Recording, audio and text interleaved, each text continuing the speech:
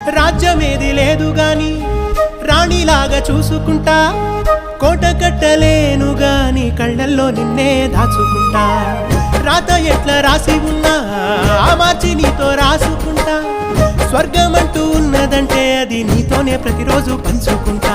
నిన్ను గన్న మీ నాన్న కన్నా అల్లారు ముద్దుగా సాదుకుంటా. నీకు కోపం వస్తే కొంత దూరం ఉంటా, నువ్వు గీత గీస్తే నేను దాటనంటా. కంట నీరు కంటి రెప్ప దాటకుండా కాటుకై కావలుంటా.